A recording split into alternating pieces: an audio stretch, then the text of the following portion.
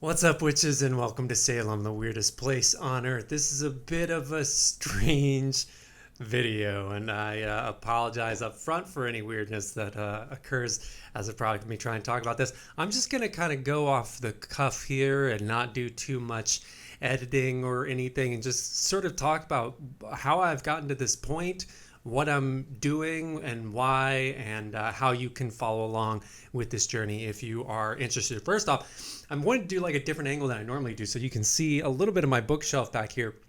This is my computer setup. I've got my computer right over here. Normally I record like this direction, but if you just look on this bookshelf, and this is, there's like three shelves you can't see here, but you'll see here I've got Manly Hall's Secret Teaching of All Ages. I've got some Pinzac up there. I've got the Invisibles whole series. I've got a bunch of stuff. Psycho Cybernetics. God, what else do I have up there? The Flip, the Kabbalion, Sacred and the Profane, which is one of my favorite books ever written. Highly recommend that. Anyway, I say all this to say that let me just start by saying that this stuff is not necessarily new to me. I've been thinking about ritual magic for years and exploring things like divination and different forms of paganism, et cetera, for years. But it is only really recently, if I'm entirely honest, that I've started making a really concerted effort to actually practice ritual magic. And the decision to do so is really a lot due to like recent understandings about the nature of ritual magic that I honestly didn't have access to before even having read a lot of this stuff or skimmed a lot of this stuff. I don't actually know too many people who have read this entire book, The Manly Hall Secret Teaching of All Ages. I certainly haven't. I've skimmed. It's more like a reference book than anything else. Anyway, point is, I've read a lot of this stuff, and the real thing that was kind of a breakthrough for me, and the thing that I'm really focusing on now, is has to do with identity itself, and treating identity as a kind of like vehicle through which to explore magic. I think we have a pretty odd view of what magical thought is in the West, largely because of pop culture. But when you go back and you look, and I don't want this to be like too informational. This is really like a subjective perspective kind of video. But it is true that when you go back and you look at pre mass culture sort of forms of esotericism, you see a much different perspective on what magic is than what we sort of proliferate these days in films and on television, et cetera, et cetera. Now, the kind of magic that I am really drawn to is one that views magic itself as a creative technology for the self. Now, we have typically sort of viewed that as meaning like, do your positive thinking and you can get whatever you want in the world, or draw your money to you with money spells, or draw love to you with love spells, et cetera, et cetera. Very new age kind of conceptions of magic. And that's a lot of what I've been reading for the past few years. My real interest in magic as something I was actively reading about is only like 6 or 7 years old. I'm very young in this. While I've been like playing around with tarot and reading a book here or there for my entire adult life, it's only 5 or 6 years that I've really like gone in. And so I've sort of like wandered through the new age stuff. And if I'm honest, I didn't find a whole lot there that really resonated with me. So my own sort of development and study with new age stuff never really kicked off. I tried to, but it never really got its hooks in me. And recently I found myself wandering back into the Golden Dawn stuff and revisiting chaos magic. And these two things sort of merged together are giving me a different insight into what magic even is than anything I found in the New Age. And it's stuff that I'm starting to play with now. And the way that I'm starting to play with it is I've been doing every day for the past week or so just a very simple, straightforward Golden Dawn banishing ritual. And basically, this is something that takes me about 20-25 minutes every morning. It's very simple. I won't detail exactly what's in the ritual because it's becoming more and more personal to me the more I do it. So I don't want to give too much of it away. But if you know anything about banishing rituals, it's pretty much what you would expect. And I do it every morning. And today, in fact, just now, I just finished it, and I just knew I had to start talking about it because it's starting to become a bigger and bigger part of my identity already. What I'm really interested in, and the spaces I'm really wanting to explore deeply, and you will likely see me exploring deeply here on Sue Salem, on my personal YouTube, and crucially the Patreon, which I'll talk about when I get back. We'll talk about that toward the end of this video, and I won't keep you too long here because this is all meant to be very introductory. But what I'm really interested in is, I grew up idolizing people who, and without knowing I was doing it, idolizing people who seem to be playing with identity itself in a way that was different. People like David Bowie is probably the one that is most easily accessible in pop culture. But then there are also various magicians that I stumbled upon throughout the course of just being interested in the esoteric, Grant Morrison probably being the biggest one, who seem to be doing something different with their public identity or identities out in the world. And so as like a teenager and even in my 20s, I always just sort of thought, isn't it neat that these people have these characters that they portray, or in the case of Grant, these characters that they sort of like model off of themselves, and then those characters start feeding back into themselves. It was mostly just interesting to me.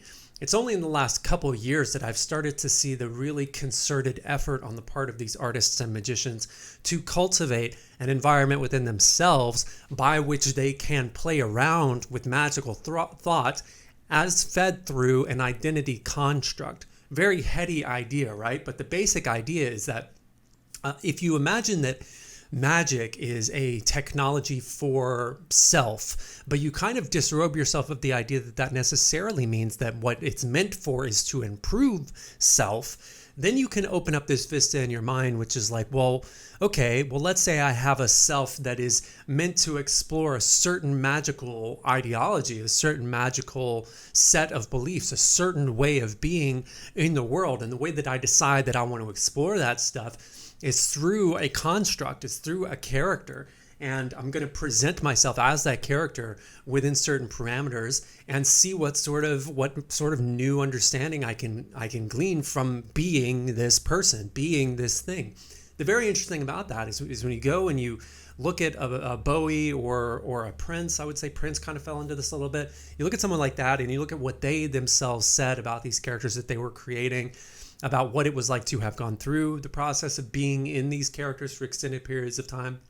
It does not take you long before you stumble upon really deeply impactful metaphysical ideas that these people are expressing outright in culture, that this was a form of magic that irrevocably changed their lives. So this whole thing, playing with identity through a set of constructs, using a set of both old in quotes rituals, mostly from Golden Dawn, because I just like that stuff so far and it's resonating with me, but also a little bit of a chaos magic-y aesthetic, is really, really turning my world upside down. I found this incredible pamphlet.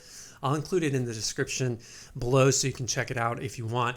A few days ago, I was flipping through stuff and I found this thing and I read it and I was just like, that's it. Now, I read Liber Null by Peter Carroll. It's probably somewhere behind me, or it's below or above the frame. But I read that 4 or 5 years ago and liked it, but it didn't deeply resonate with me. And then I know I apologies to any chaos magicians. I was really intrigued by chaos magic, but then I went and I read Liber Null and I liked it and I was still intrigued. I read some other stuff and condensed chaos, stuff like that, and dug it. But then when I started to like explore chaos magic in the wider culture on YouTube, podcasts, stuff like that, I got really turned off really quickly, because the thing that I don't resonate with chaos magic is Discordianism, is that whole like sort of like, nihilistic feeling. I know it's not actually nihilistic, but it feels nihilistic. It feels new atheist to me. It's like this kind of like, I don't believe in anything. I'm gonna wander around on top of all vistas. I don't really like that. I'm not super interested in exploring that. And I also don't yet know. Now, this could change as I start to really play with this stuff.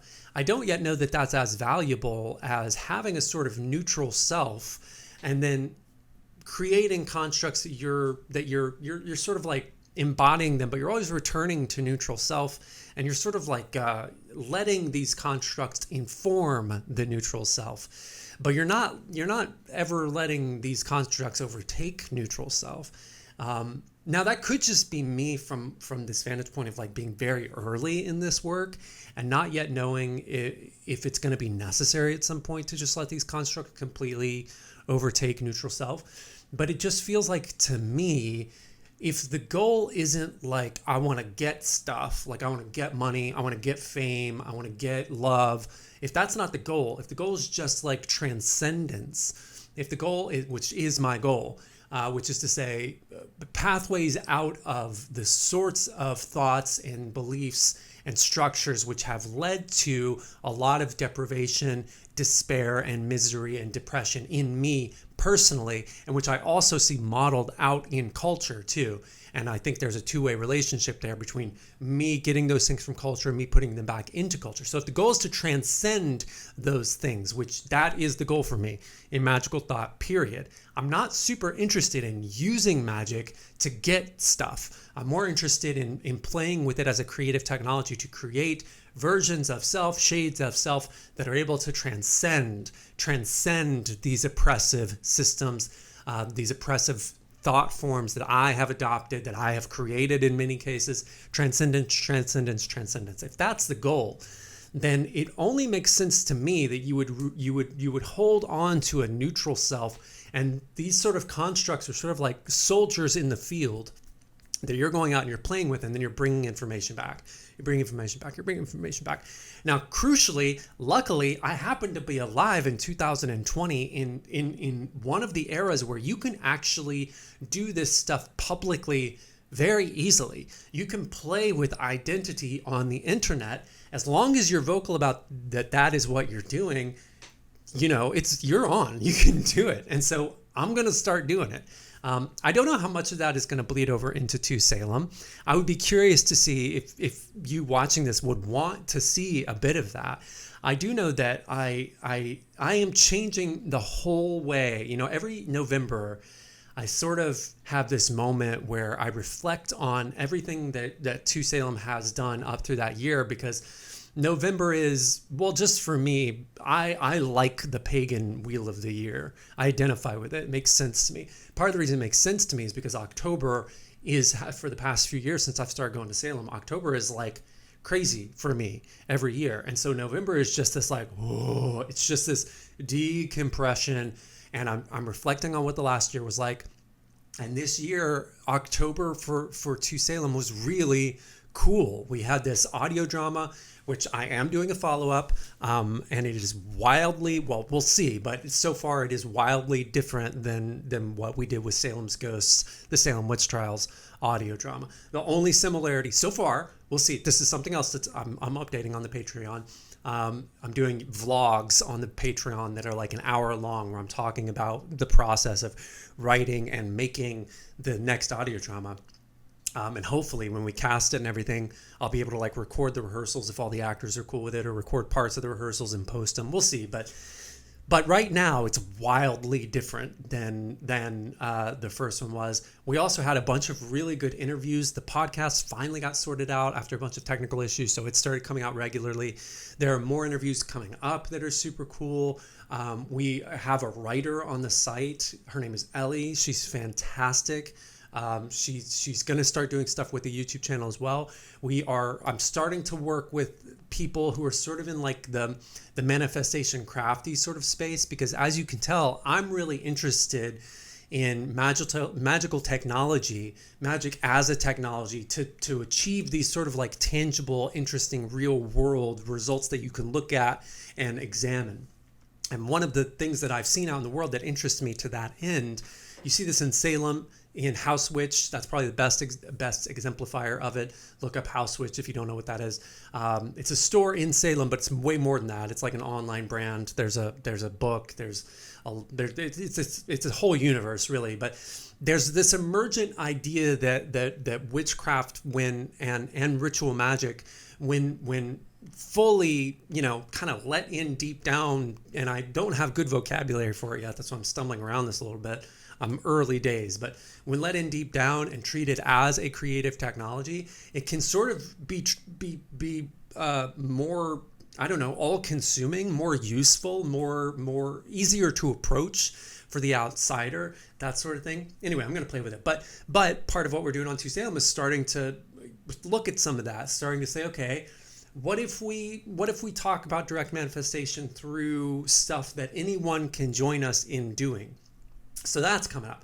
Anyway, all this stuff started to happen in October. October for me personally was a very, September and October were very emotional months. A lot of things that I thought were going to be like, when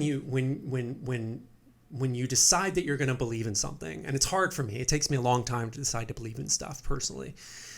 When you decide that you're going to believe in something and then it just falls apart. I went through something like that in September, October, and to some degree, it's still the reverberations of it are still ongoing, much to my chagrin, and despite my efforts to be rid of it, it's still happening. So I had something like that, and it was pretty big for me personally, happening September, October, and October is always big. And it involved other people, and the other people knew that October was always big, but it happened anyway. And it was just a very leading into October this month. I was not in a good headspace. I was not in a fun headspace. COVID was happening, which meant Salem's Halloween was changing. It was just a very strange headspace. But then all of October, largely because of you, because of people who like what I'm doing, because of the cast who did Salem's Ghosts, because of everyone who's checked that out, because of interviews that I was releasing and the incredible people who decided to come on and talk to me. It turned into one of the most transformative months of my life mentally, and that is starting to spill out into the world, and spiritually too, and emotionally. And I really came away with it with this deep, firm recognition and certainty in what I was doing, and a real new, for me, ability to just put up walls with anything that is infringing on territory that is now sacred to me. And so part of why I'm bringing all that up is that as I'm starting to think more in this way, more in a public, I want to do work for you. I don't want to be doing work. I set all this up thinking okay, I could just write about Salem. I could do Salem videos, and I could put ads on the website, and that would be okay. And as it's gone on, I felt worse and worse and worse about that, and I don't like it. And Salem's Ghosts especially, and the podcast have both been eye-opening experiences for me, where it really taught me I don't much like advertising. I don't much, and I had ethical problems with it before.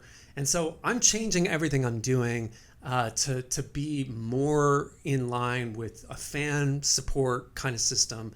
And so to that end, something that I created back when COVID first started, which was a Patreon that I've never done anything with. I just set it up because I was bored one day. I've gone through and I've really thought it out and put a bunch of stuff, 2 Salem stuff on there. And I want to start doing more stuff like this, where I'm talking about very direct experiences, having other people, doing exclusive content, all that sort of stuff. So I'm putting this out on the YouTube channel, and I'm very, very curious to hear your thoughts below, not just on the sort of the sort of esoteric stuff I'm thinking about, the witchcraft stuff I'm thinking about, the ritual magic stuff I'm thinking about, but also what you think about, go have a look at the Patreon the Two Salem Patreon. It's early days, like no one's supporting it yet. And I'm not asking you to support it, but I would love to hear what you think about it. So if you go and you check it out and you see like the tiers, is it weird? Does it make sense? You know, check it out. There's a Discord server that I'm lurking in all the time, and eventually I want all of these weird people who are into Salem and witchcraft and the esoteric and history like I am to come chill with me on that Discord server. So anyway, so I guess this is a joint sort of like, hey, go check out the Patreon. But I do want to say this before I bounce out of here. Again, I won't keep you too long. I do want to say that the banishing ritual that I am doing, I am feeling it change me every time I do it. And this is so deeply surprising to me. And I'm feeling myself become surrounded by, I would say they're like shades of constructs. They're not fully formed, but it does feel as if like there's like versions of me starting to surround me and work that, because for me, I've always been this way. I have to have some kind of like some sort of goal or focus or project or something to point myself at to do this kind of stuff. Like I never sit down and just write something. It's always like, okay, I want to do a play. So I'm going to write a play and I'm going to produce the play. I don't just sit down and write a play. I like produce a whole play, and I only write it so that I can produce it. And you know, the audio drama stuff, it's that way too. It's like I don't just sit down and write audio dramas. I only do it because I know I can produce it and I want to make it. So there's something in me, I don't know what it is, but there's something in me that won't let me just like explore creatively unless I know I can fully achieve whatever it is, or get pretty close to achieving whatever the thing is that I'm exploring. So anyway, part of that in regards to this conversation is I want to I want to step into these constructs, but they're not fully formed.